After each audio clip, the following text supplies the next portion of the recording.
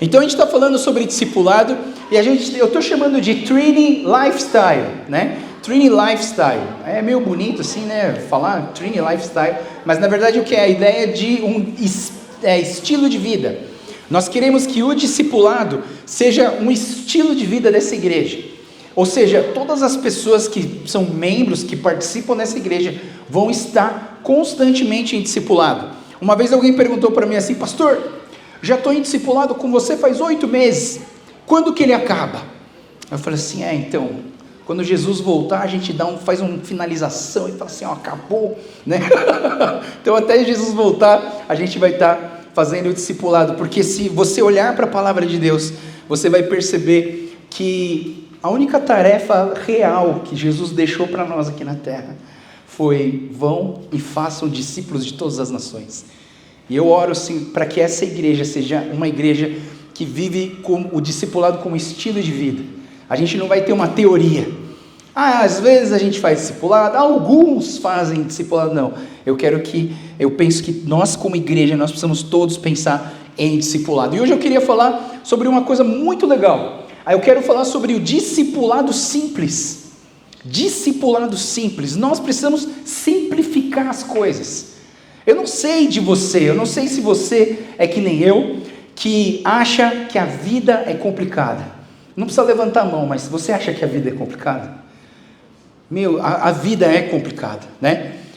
Eu e o Dinho, a gente estava falando com os jovens e tal, a gente estava falando assim: a vida é muito complicada. E aí um jovem estava assim: é verdade, a vida é muito complexa, dá muito trabalho, muita dificuldade. Aí o Dinho fez uma pergunta muito engraçada. Ele chegou para esse jovem e falou assim: a vida é complicada? A vida é muito complicada. Aí ele perguntou para o jovem: quantos boletos você paga por mês? Ele fala: nenhum. Fala sério. Fala sério, mano. A vida é complicada onde, mano? Você está preocupado se você vai comer no Mac ou no Burger King, cara? Às vezes a gente tem isso. E às vezes eu penso que a gente complica a nossa vida.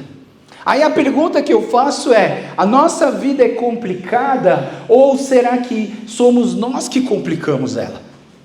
Somos nós que complicamos a vida, que fazemos com que as coisas se tornem coisas complexas. E eu acho que às vezes somos nós que criamos uma complexidade na nossa vida. E aí eu digo para vocês que na verdade a vida, ela não era para ser complicada. Quando eu olho para a Bíblia, quando eu olho para a palavra de Deus, eu vejo que assim, a vida não era para ser tão complicada. Eu quero confessar um negócio para vocês, tá, pessoal? Quando eu era adolescente, eu não entendia meus amigos. Eu não entendia eles porque, principalmente nessa área da atração, sabe? De encontrar uma namorada, tal, assim. Eu não entendia. É tão complexo esse mundo, né? Assim, esse negócio de gostar, de ir atrás. E eu achava assim: mas não é tão simples. Você gosta, vai lá, fala para ela que gosta. Se ela não gostar, beleza. Deu certo, se não deu certo, tudo bem, não tem problema. E eu achava que deveria ser mais simples, mas assim, eu achava um negócio tão complexo, né? E eu ficava meio assim, desanimado. E eu não entendia as coisas, sabe? E eu buscava algo mais simples. Eu tentei buscar algo mais simples, porque eu demorei para namorar, né? Demorei bastante. Mas assim, aí eu penso assim, eu queria uma coisa mais simples na vida. A gente complica demais tudo nas nossas vidas. E aí quando eu olho para a palavra de Deus, e eu fico pensando assim: poxa, será que era para ser tão complicado assim? A gente se preocupa com o que vestir. Sabe, eu acho que a escola está certa quando ela coloca para as crianças irem de uniforme. Porque aí você não precisa pensar muito. É aquilo e pronto. Não tem o que mudar. Você vai botar aquele moletom cinza com aquela camisa branca com um negócio aqui assim e pronto. Vai embora, já está pronto. Porque se você for complicar a tua vida e falar assim: nossa, o que eu vou usar amanhã? Aí você vai para o espelho, abre o teu armário, aí você começa a jogar. Aí esse não. E faz questão de tirar do armário para poder jogar na cama, entendeu? E aí você vai, esse não. A escola simplifica para você, é uniforme, é tudo igual, todo mundo vai assim e ponto final.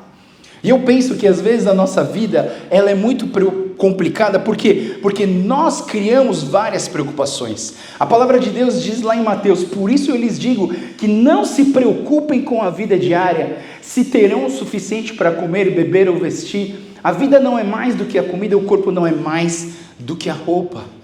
A Bíblia, ela tenta trazer para nós uma simplicidade. A gente complica demais. E a gente precisa simplificar. E eu quero falar um pouquinho sobre ser simples, sobre as complicações da vida. Teve uma vez que Jesus, ele estava conversando, primeiro ele conversou com os saduceus. E os saduceus eram homens religiosos da lei, e eles tinham um ponto principal na teologia deles, de que eles não acreditavam na ressurreição. E aí Jesus começou a conversar com eles, porque eles vieram perguntar da ressurreição, o que acontece e tal. Aí depois que os saduceus, Jesus conversou com os saduceus não tinha mais o que falar, vieram os fariseus. Aí tem uma conversa que Jesus tem com um religioso, que a conversa lá em Mateus 22 diz assim: um deles, especialista na lei, tentou apanhá-lo numa armadilha com a seguinte pergunta: mestre, qual é o mandamento mais importante da lei de Moisés? Eu vou falar, antes de continuar a leitura, eu quero explicar isso para vocês. Ele fez a seguinte pergunta: qual o mandamento mais importante da lei de Moisés? Por quê? O que acontece? Quantas leis a gente sabe que Deus deu para Moisés? Quantos mandamentos que a gente tem quando ele subiu no monte? Deus deu quantos mandamentos? 10, certo? Simples! Só tem 10! Se resolve com 10, vamos pegar esses 10, vamos viver os 10, mas não. O que aconteceu? Existem as leis escritas e as leis orais, que vieram desses 10 mandamentos, e aí o povo hebreu começou a criar novas leis, para que pudesse complementar aquelas 10, porque aquelas 10 era muito pouco, e aí eles começaram a criar várias leis, chegaram a ter 613 leis, baseadas naquelas 10, e agora não era mais 10, agora eram 613 leis, e aí o camarada chega para Jesus e fala: qual das 613 leis é a mais importante?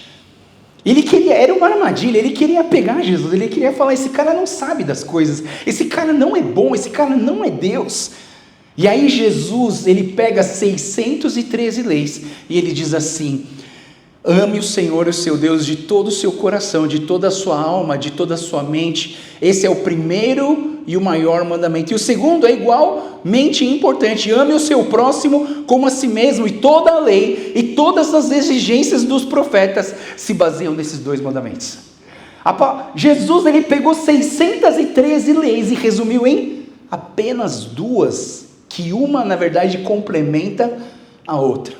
Ame o Senhor seu Deus de toda a sua força, de todo o seu coração, e ame o seu próximo como você ama a si mesmo. Todas as leis estão dentro dessas 2. O respeito, sabe, a cordialidade, tudo que você pode imaginar de leis, a gente entende, Jesus resumiu em 2 mandamentos. Ame a Deus. E eu pergunto para vocês: você tem amado a Deus? Você tem amado a Deus de todo o seu coração, de toda a sua força, de todo o seu entendimento? Ou você só ama Ele no domingo? Ou você só ama quando você recebe alguma bênção? Eu pergunto: você ama o seu próximo como você ama a você mesmo? Você dá para o teu irmão, para a tua irmã, aquilo que você gostaria de receber? E sabe, pessoal, vou confessar mais uma coisa para vocês. Eu, Joel, amo receber abraço. E é por isso que eu abraço todo mundo. É por isso que eu abraço todo mundo, porque eu amo receber abraço. Sabe, pessoal, a gente precisa entender esses 2 mandamentos: ame o Senhor seu Deus e ame o próximo. E aí você entende que Jesus era simples. Jesus pegou 613 leis e transformou em 2. Se você seguir essas 2, tá bom. E a gente olha Jesus e a gente vê que Jesus era simples. Pessoal, eu queria que a gente pudesse trazer isso de Jesus nas nossas vidas. Trazer isso de Jesus para a nossa igreja. Eu queria que nós possamos viver essa ideia de uma igreja mais simples, sabe? Eu queria que nós pudéssemos revolucionar a nossa vida para ela ser mais simples. Sabe? Pessoal, alguém conhece essa mulher aqui? É uma japonesa chamada Marie Kondo, né? E essa mulher, ela fazia um programa de televisão, e a minha esposa sempre assistia o programa dessa mulher. E ela sempre me chamava: Joel, vem ver aqui um negócio que é mó legal. Né? Porque eu sou mó complicado, eu tenho um monte de coisa, meu armário tem um monte de coisa que eu não uso, sabe? E essa mulher, é interessante como ela traz essa filosofia do minimalismo, né? O que é um minimalismo? É você ter o suficiente para você viver. Você não precisa de tudo aquilo que está no teu armário, é verdade? Você não precisa de tudo aquilo que está no teu armário, mas a gente sempre quer ter mais, né? E essa mulher, ela é engraçada, porque ela arruma uma casa, ela pega uma casa bagunçada e ela deixa essa casa em ordem, sabe? Até o jeito de dobrar as roupas. E é uma coisa muito engraçada, né? Porque essa mulher, ela fala com a casa antes de começar a mexer nela. Parece que ela faz o tipo de uma oração que ela conversa com a casa, assim, ó, vou mexer com você e tal, se prepara, e aí depois ela mexe com a casa. Mas essa mulher, ela faz uma frase muito interessante. Ela diz assim: a vida focada, eliminando o desnecessário e mantendo o que dá alegria. A filosofia dessa mulher é uma vida focada, eliminando o desnecessário e mantendo o que dá alegria. Isso é ser simples, pessoal. Nós precisamos entender a simplicidade da vida. A gente se apoia muito naquilo que é desnecessário. Você já percebeu que aquilo que te magoa, aquilo que te suga a tua energia, não são as coisas mais importantes da sua vida?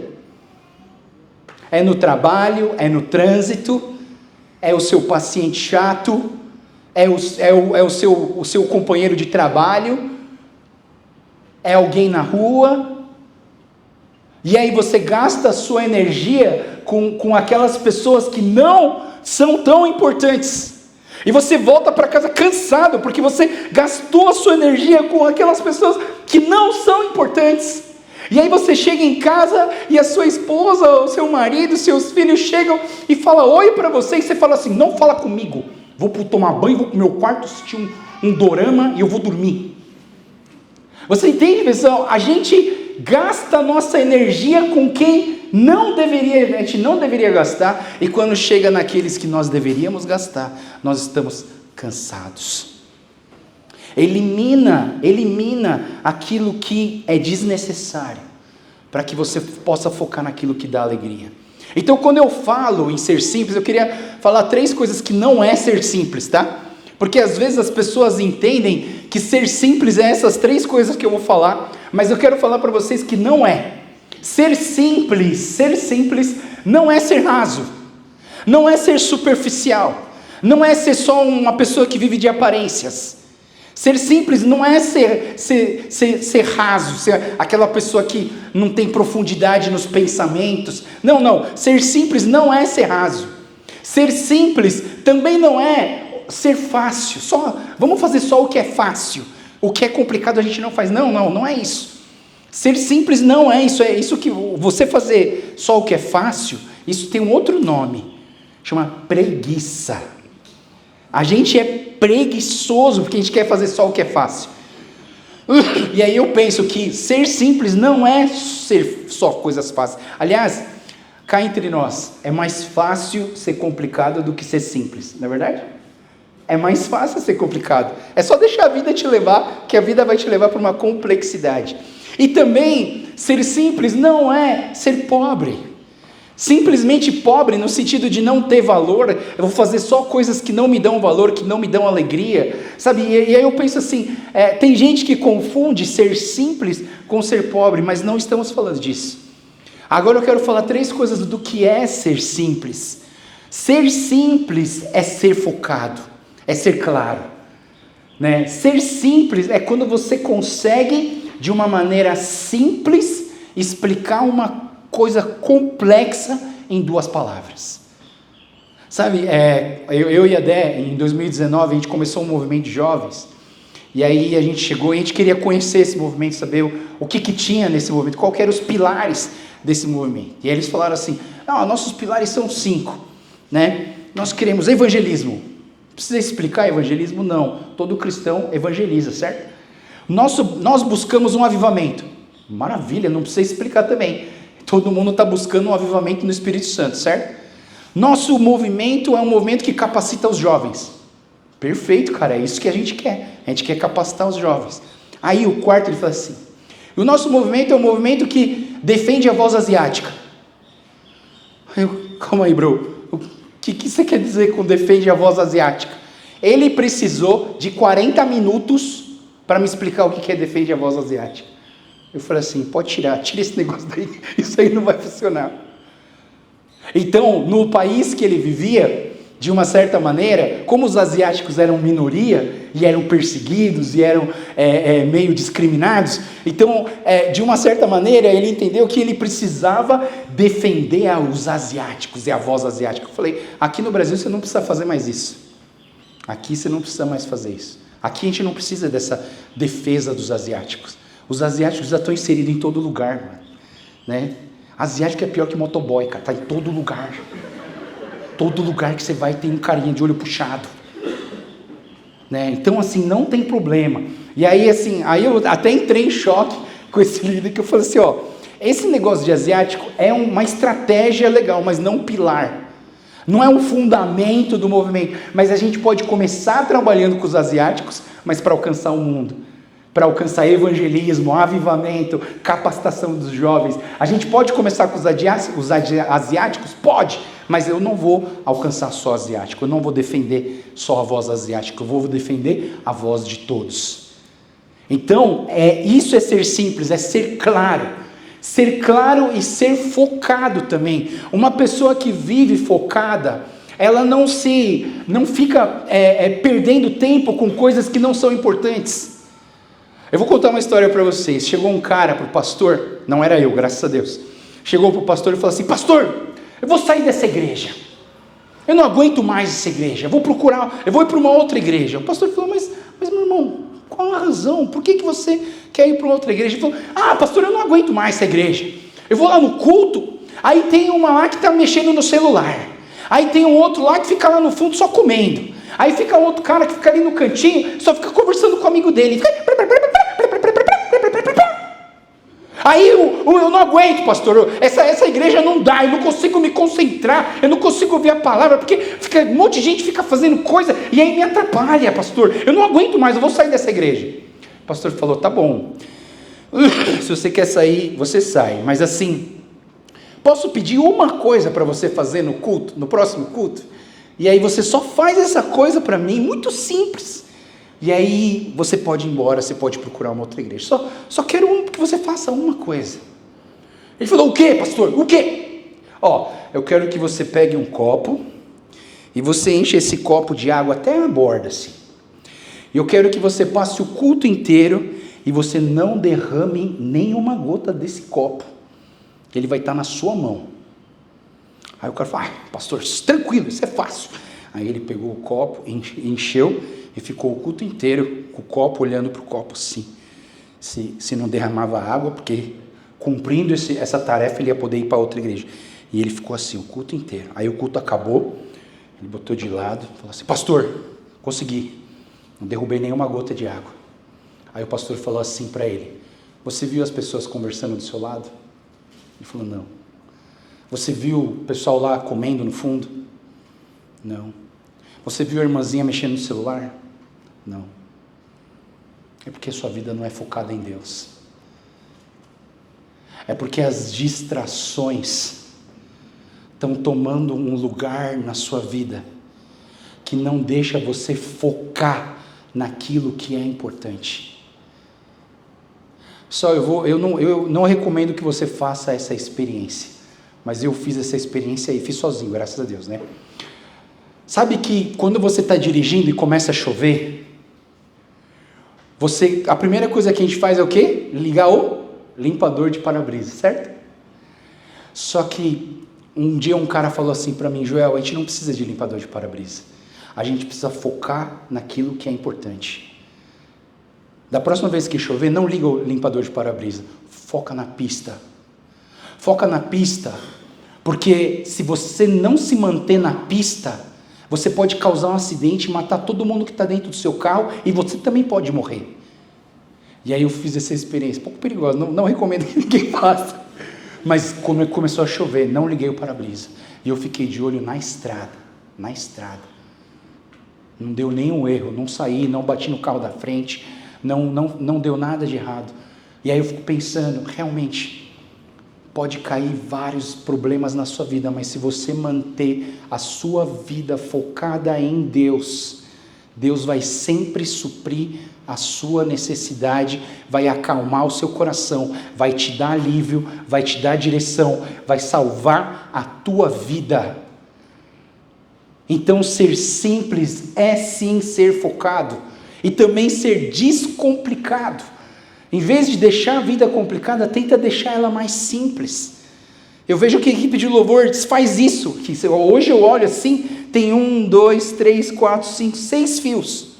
No dia que a gente entrou aqui, tinha 18 fios, tudo embaralhado, tudo um em cima do outro, a gente se atropeçava nos fios.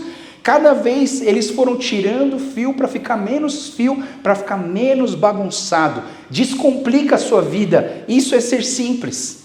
Tem um artista muito famoso, tão famoso que eu nunca vi na minha vida, mas eu li no livro, esse tal de Hans Hofmann, é um artista alemão que mora nos Estados Unidos, e no livro que eu vou falar para vocês daqui a pouco, ele cita essa frase desse Hans Hofmann, que diz assim: a habilidade de simplificar significa eliminar o desnecessário para que o necessário possa falar.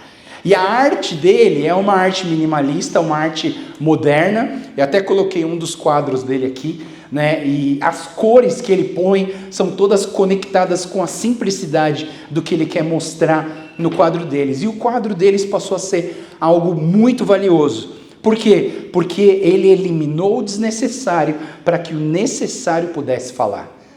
Então, eu queria trazer 2 livros para vocês hoje, e aí você vai ter a grata alegria de não precisar ler mais esses livros, porque eu vou te dar tudo o que é mais importante desses livros para você entender do que eu estou falando hoje. O primeiro livro que eu queria falar para vocês é um livro que se chama A Treliça e a Videira. E quando você olha para um jardim e você vê uma planta que ela é trepadeira, que ela precisa grudar em alguma coisa para ela crescer, você tem a treliça, que é essa grade atrás, essa grade toda cruzadinha, que a planta, para ela crescer de uma forma saudável, ela precisa dessa treliça. E esse livro, ele faz uma seguinte história, ele diz assim: uma pessoa tem um jardim e ela resolveu ter um jardim bonito. E aí a primeira coisa que ela fez foi investir numa treliça. Era uma treliça linda, com madeira, com amarras de arame, não sei o que lá, importado. E ele fez uma treliça maravilhosa. Só que tinha um problema. A planta dele sempre morria. A planta dele sempre morria porque ele gastava mais energia na treliça do que na própria planta trepadeira, na videira. E aí, o que, na verdade, esse livro, ele traz para nós, eu coloquei um pedaço desse livro aqui, ele fala assim: independentemente dos outros sinais de vida e crescimento que busquemos em nossas igrejas, envolvimento, atividades, novos frequentadores, finanças, número de empregados, prédios e assim por diante, presta atenção no que ele fala agora. O único crescimento que tem importância nos planos de Deus é o crescimento de crentes. Isso é o que a videira prospera realmente é. O que a videira prospera realmente é indivíduos crentes nascidos de novo, enxertados em Cristo por ação da palavra e do Espírito e integrados em comunhão, mutuamente edificantes uns com os outros.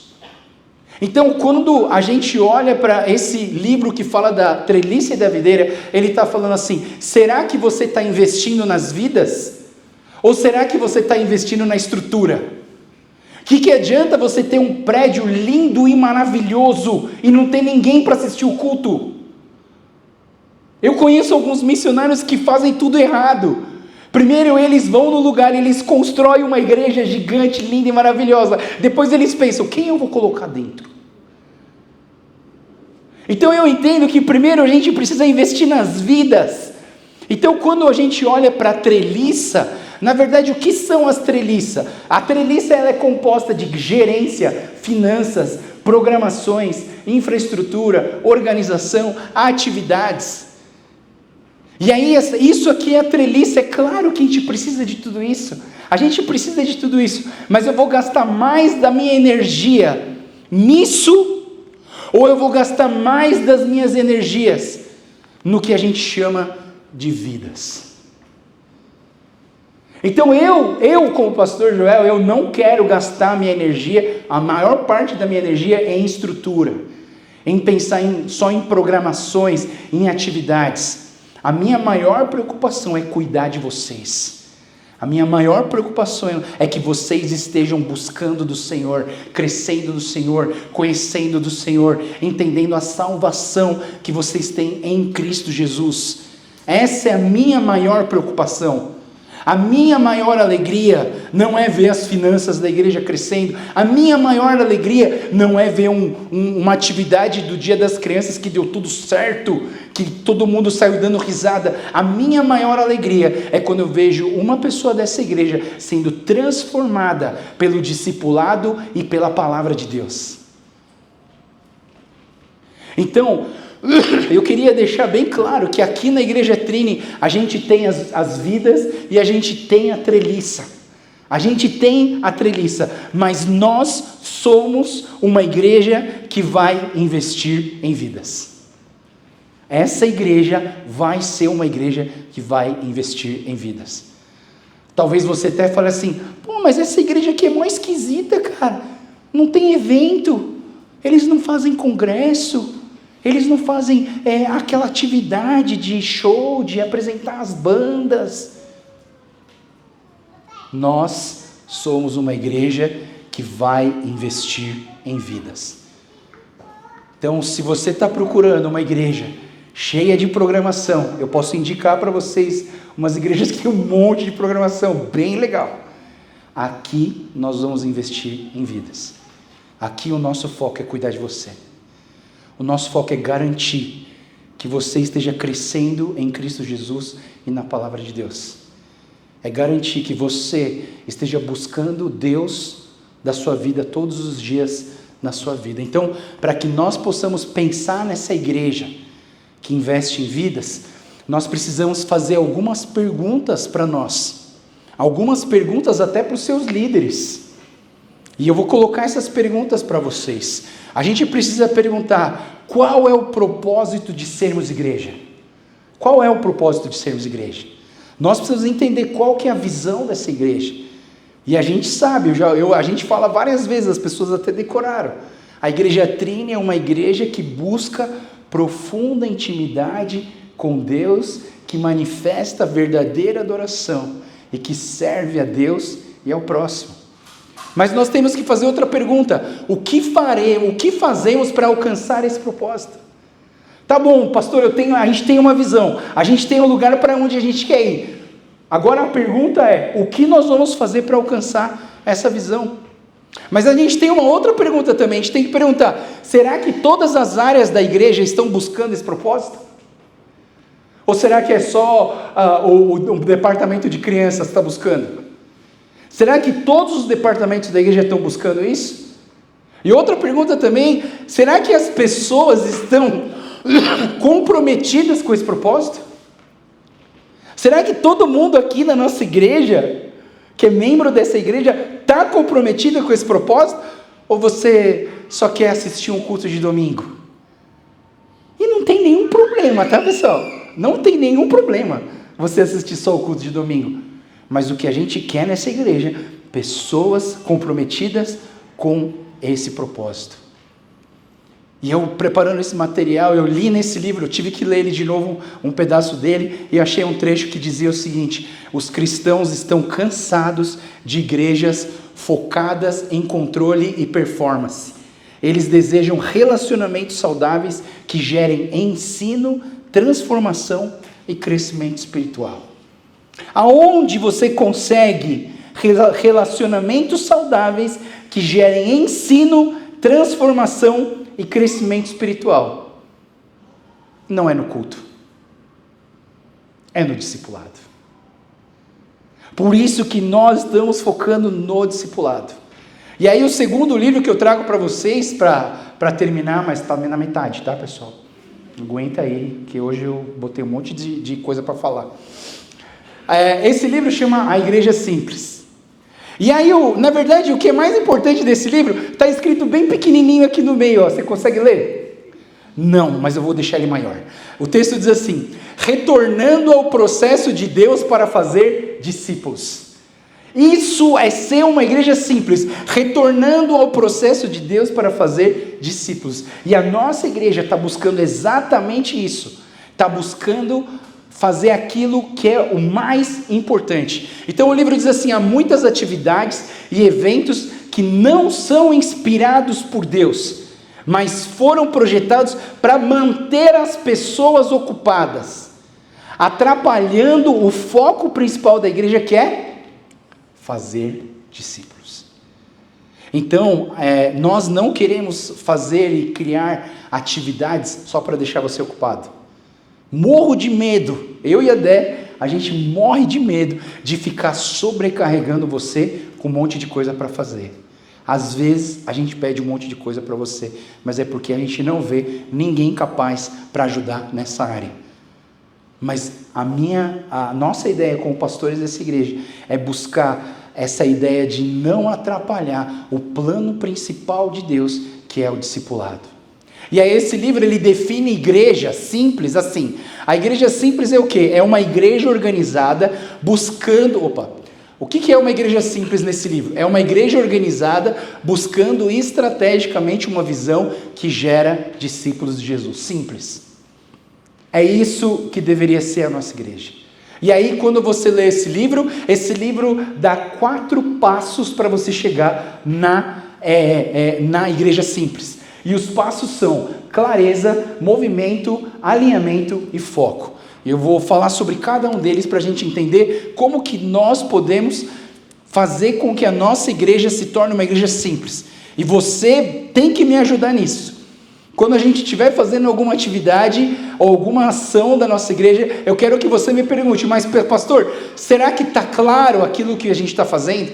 Pastor, será que está gerando o movimento das pessoas em direção a Jesus? Pastor, será que estamos todos alinhados e focados naquilo que é importante para Deus? Então eu quero falar sobre essas 4 coisas baseados numa história de Jesus, para a gente entender, através das ações de Jesus, como que nós podemos ser claros, como nós podemos ser, ter movimento, como nós podemos estar alinhados e como nós podemos ter foco. Então eu vou contar um pouquinho da história de Zaqueu para vocês, para a gente entender esses 4 pontos.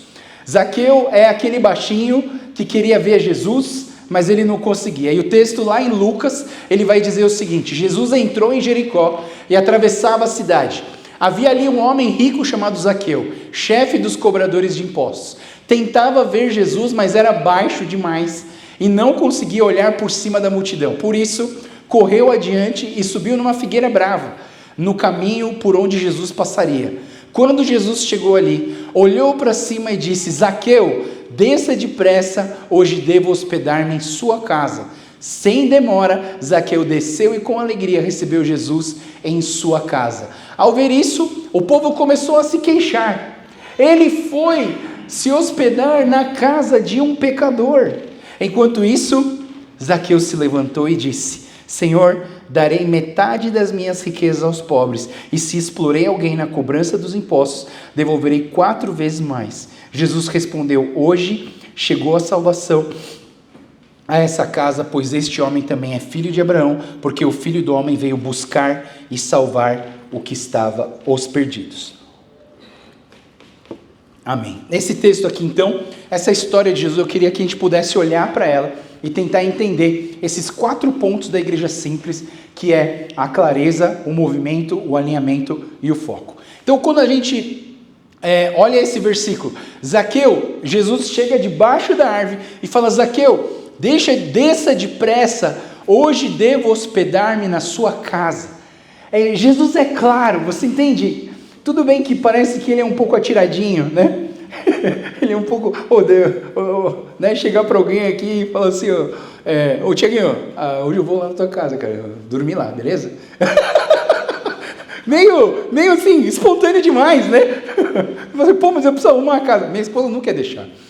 Não, Jesus, não arrume a casa, lá está uma bagunça, você não entrou no quarto da Yuyu, você não sabe como que está lá, e você, não, Jesus, não, espera, me dá 1h30, 2 horas aí, para depois você poder entrar lá, né? Talvez a maioria de nós ia ficar meio assim, mas Jesus foi claro, e se você for pensar na profundidade do que Jesus está falando, Jesus olha para o Zaqueu e fala: desça depressa, desça de onde você está, desça depressa, desça do seu lugar de conforto, desça do seu lugar onde você acha que é o melhor, e desça aqui, e hoje eu vou hospedar na sua casa, eu vou fazer parte da sua vida de agora em diante.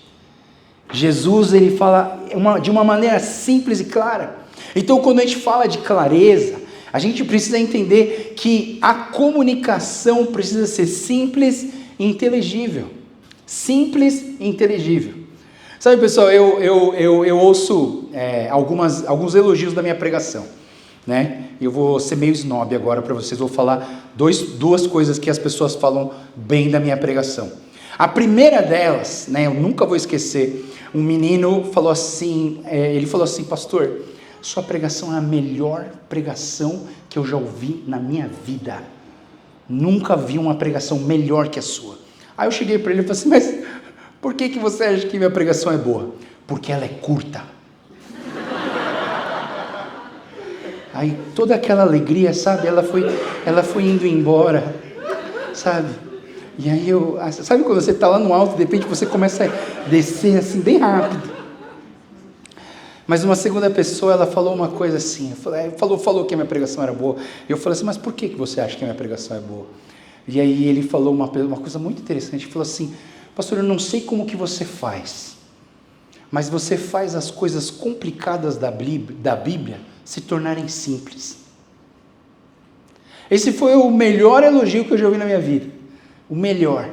Aliás, vou falar mais um, que ontem encontrei um cara, né? Encontrei um cara que eu preguei num acampamento, e ele estava nesse acampamento há 14 anos atrás, e aí ele veio, eu encontrei ele na atividade lá no ABA, e ele falou assim: pastor Joel, que honra te ver, cara, nossa, que legal, né? E eu lembro das suas pregações. Eu falei: yes!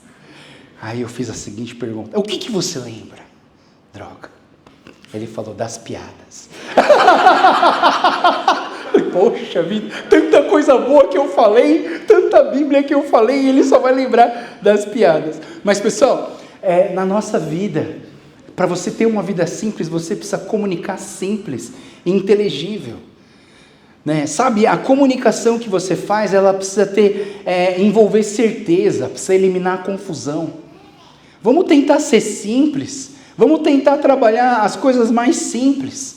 Sabe, quando eu estava no seminário e a gente teve aula de homilética, que é a arte da pregação, as pessoas querem procurar os textos mais bizarros da Bíblia, né? É o Jefté que matou a filha dele porque ele fez uma promessa para Deus, e o cara queria construir uma pregação em cima desse ato esquisito do cara. Não, mano, prega sobre Jesus, dando pão para as pessoas. Prega simples. E aí eu penso, né, que realmente nós precisamos ter trazer as pessoas para uma comunicação clara. E para ser simples, a igreja precisa ser clara.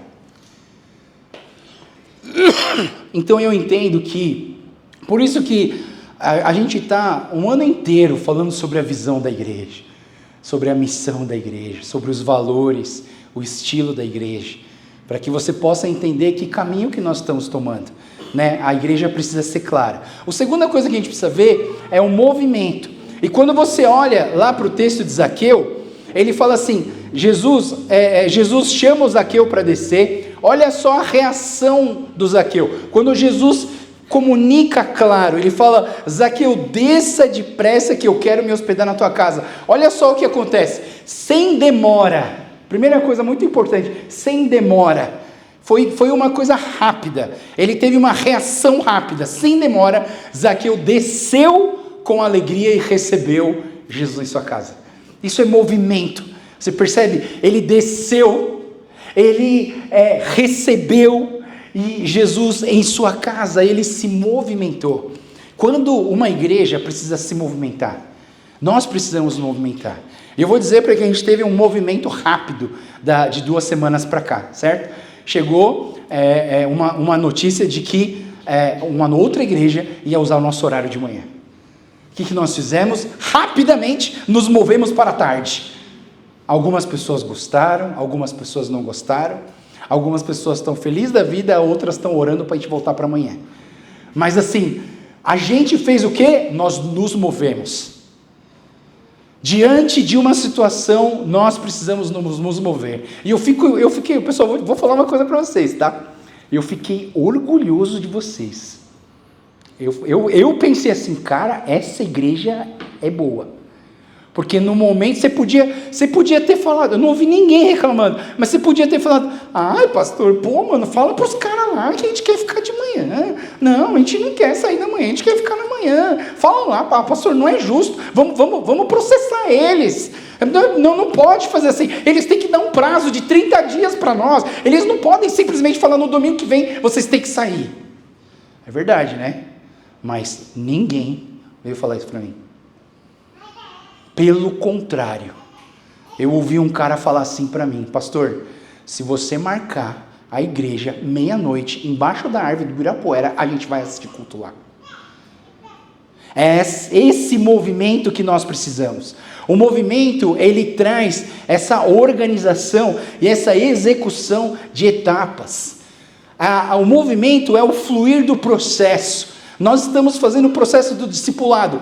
Está tendo um fluxo legal. Tem algumas pessoas que não estão participando. Não tem problema. Talvez essas pessoas não estavam preparadas ainda. Mas a maioria das pessoas que entraram no movimento do discipulado estão crescendo, estão sendo transformados, estão crescendo espiritualmente. Então, quando a gente fala sobre um processo, e para nós aqui da Trini é o processo do discipulado, nós entendemos que esse processo produz movimento em nós. Hoje nós criamos um dia da semana que nós nos reunimos para ser edificados no discipulado. E a gente está considerando esse horário um horário sagrado. É interessante, eu estava falando com um irmão que eu queria marcar uma reunião com os líderes de discipulado. Ele falou assim, pastor, você não vai conseguir mais. Eu falei, como não? Não, pastor, porque um grupo reúne na segunda, outro grupo reúne na terça, outro grupo reúne na quarta, outro grupo reúne na quinta, na sexta, e no sábado tem cara que reúne de manhã e tem cara que reúne à noite. Você não vai conseguir reunir os seus líderes. Eu falei, vou. Ele falou, quando? Domingo de manhã. A gente só vem à tarde. Bora tomar um café. Ele, é verdade, vamos domingo de manhã. Então, eu penso que nós precisamos gerar movimento na igreja. E eu acho que essas mudanças, elas são boas. Talvez elas não sejam permanentes, tá, pessoal? Talvez um dia a gente volte para o culto da manhã. Mas esses desafios, eles são legais para dar uma acordada em nós. Tudo bem que tem alguns dormindo. Mas assim, elas dão uma acordada na gente e a gente se movimenta e esse movimento gera um crescimento espiritual para nós. A terceira coisa que esse livro fala é que nós precisamos de um alinhamento, né? E E o alinhamento, eu não vou trazer o Zaqueu, mas eu vou trazer as definições para a gente um pouco mais rápido. Mas o texto diz assim, o livro diz assim: todos os departamentos ministeriais se submetem e se relacionam ao processo geral. O alinhamento seria o que todas as áreas da nossa igreja, do cafezinho, da equipe de louvor, das crianças, dos discipulados, todos eles estejam alinhados naquilo que Deus tem colocado no seu coração como visão dessa igreja. Então a organização de todos os ministérios e equipes no processo simples. Então nós não queremos complicar essa igreja vai ser uma igreja simples. Talvez ela seja tão simples que você vai falar assim, a outra igreja lá tem isso, tem aquilo, tem isso, tem outro. Tem curso de bonsai. Para que curso de bonsai? Tem tanta coisa importante para a gente fazer. Você quer fazer curso de bonsai? Não precisa de curso de bonsai. Acho que a gente precisa focar no cuidado com as pessoas. Mas quando a gente fala em alimento, eu quero mostrar uma coisa para você. Quem aqui já foi fazer alinhamento do seu carro? Você já foi fazer alinhamento do seu carro? Né? E o seu carro tem quantas rodas? 4. Agora eu quero mostrar para vocês como que é a igreja. A igreja não tem 4 rodas. A igreja tem um monte de roda.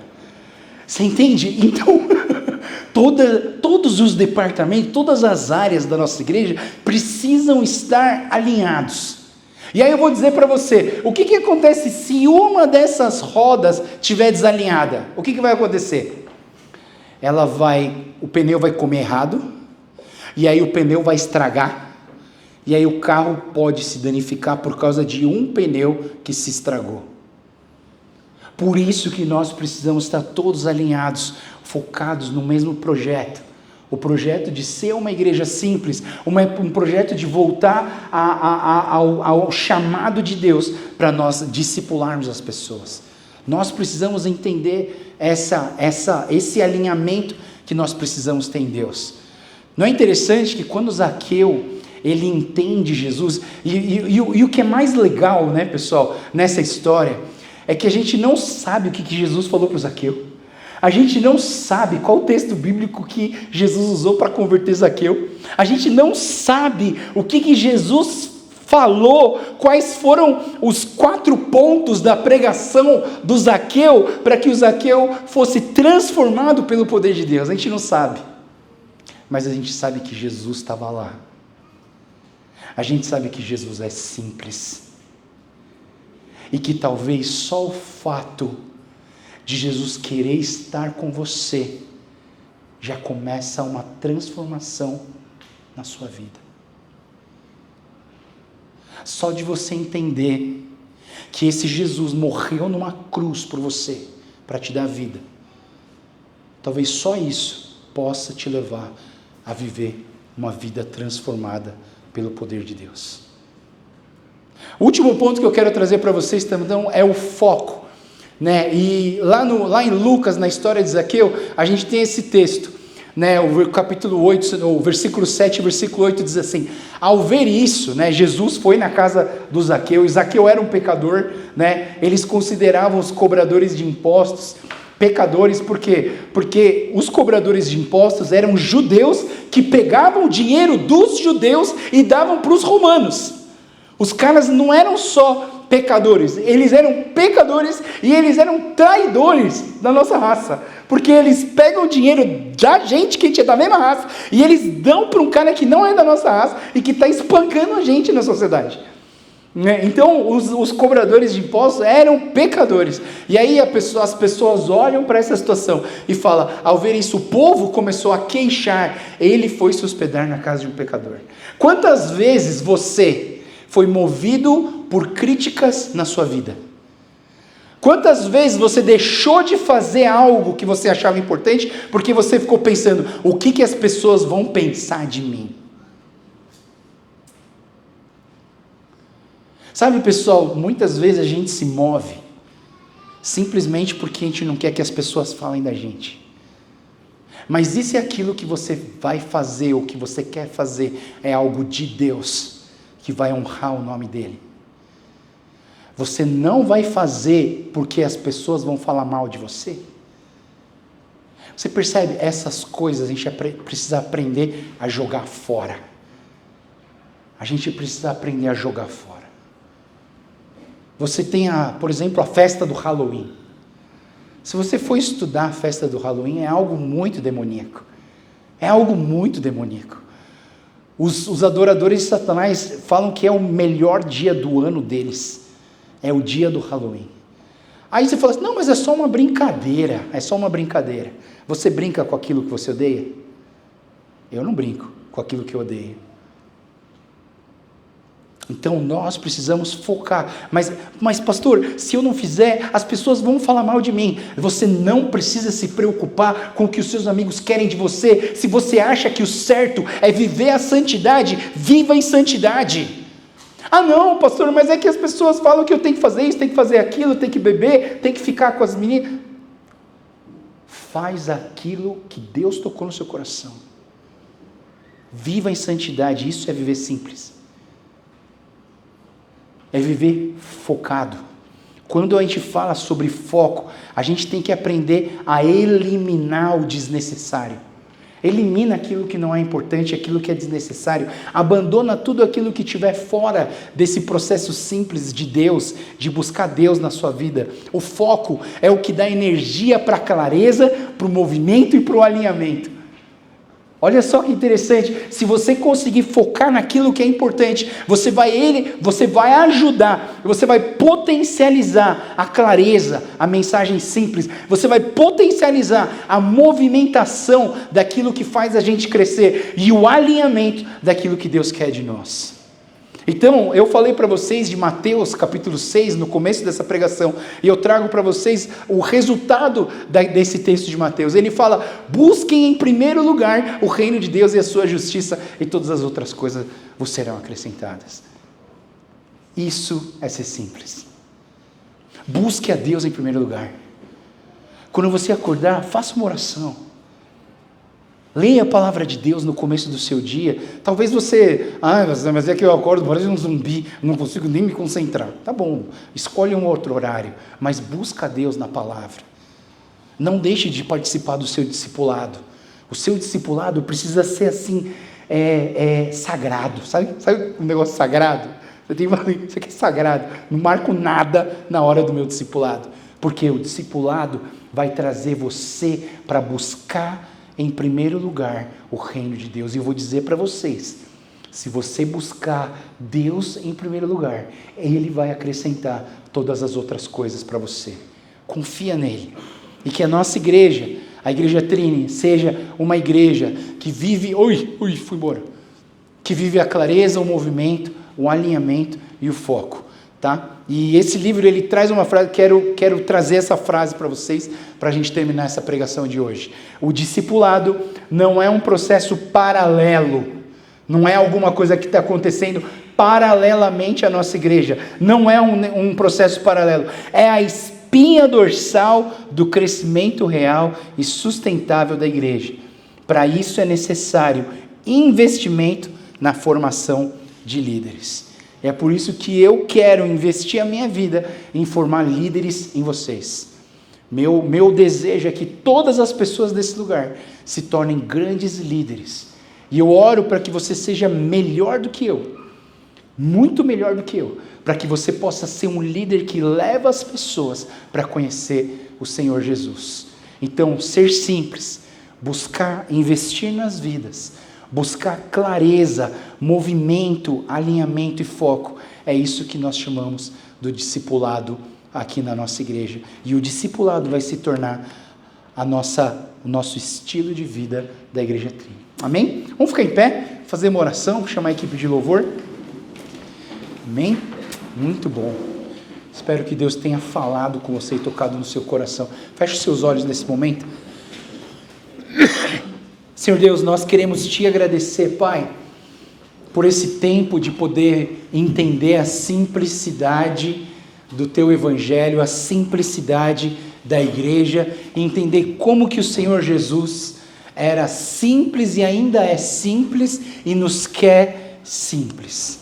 Nos ajuda, Deus, a ser simples, eliminando aquilo que é desnecessário, aquilo que não é importante. Que nós possamos focar naquilo que é importante. E nós oramos, Pai, para que a Igreja Trini seja a igreja do discipulado. Que lá fora as pessoas falam, quem é essa igreja Trini? Isso é a igreja do discipulado. Nós queremos cumprir a tarefa que o Senhor nos deixou, Pai. Nós queremos ser uma igreja que faz discípulos de todas as nações, batizando-os em nome do Pai, do Filho, do Espírito Santo e ensinando-os a obedecer tudo aquilo que o Senhor tem nos ordenado. Muito obrigado, Pai, por cada pessoa que eu oro, Deus, para que o Senhor continue dando ânimo, força, alegria, para que possamos buscar a Ti de todo o nosso coração e viver uma igreja simples, uma vida cristã simples, que busca o Senhor de todo o nosso coração, que ama o Senhor de todo o coração, de todas as nossas forças, de todo o entendimento, e que ama o nosso próximo como a nós mesmos. Muito obrigado, Jesus. Te louvamos e te agradecemos em nome de Jesus. Amém. Amém.